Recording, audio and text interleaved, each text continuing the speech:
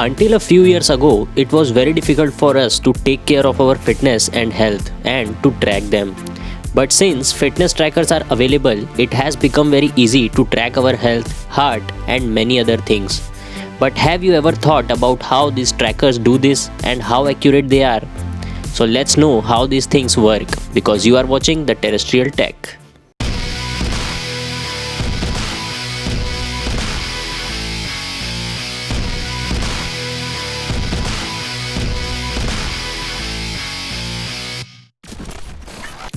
Today, wearable fitness trackers are available in all shapes and sizes.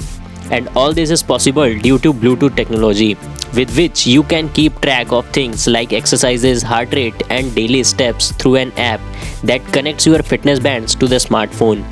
Even though fitness bands are simple from complex smartwatches, the use of many sensors have converted them into a technical lab. So let's know which sensors are used in a fitness band and what they are used for. The most common and basic sensor that is used is the accelerometer. It can be used for many different things, but here basically it is used to count steps. By measuring orientation and acceleration force, it determines whether the device is vertical or horizontal and whether the device is moving or not. Not all accelerometers are the same. In these accelerometers with digital and analog, different sensitivities and different number of axes will be found.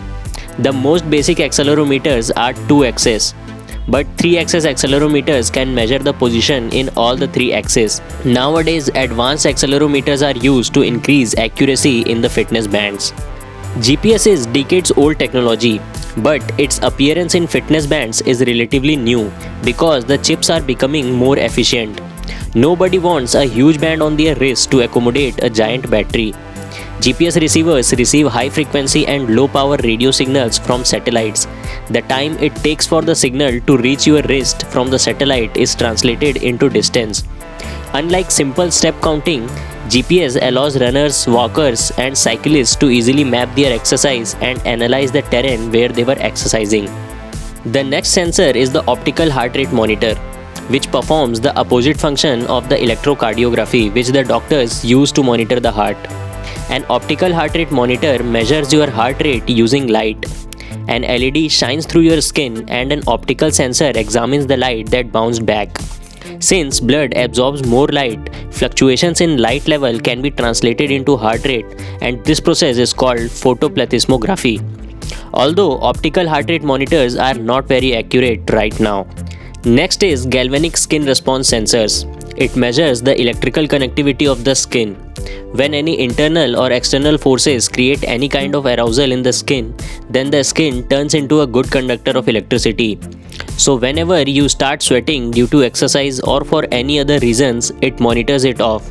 On the basis of how much you sweat, this band correlates with the activity level and suggests you the exercises and the exertion levels.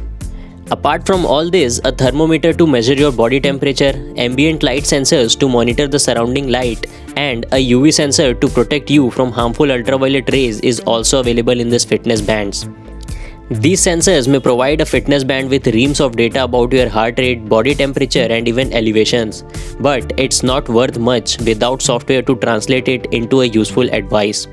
So mobile software and these sensors help you together so that you can take care of your health and fitness even in this busy life. So this is the working behind a fitness band. I hope you guys find this video valuable. So subscribe to our YouTube channel and hit the bell icon for the latest updates. See you guys in the next video.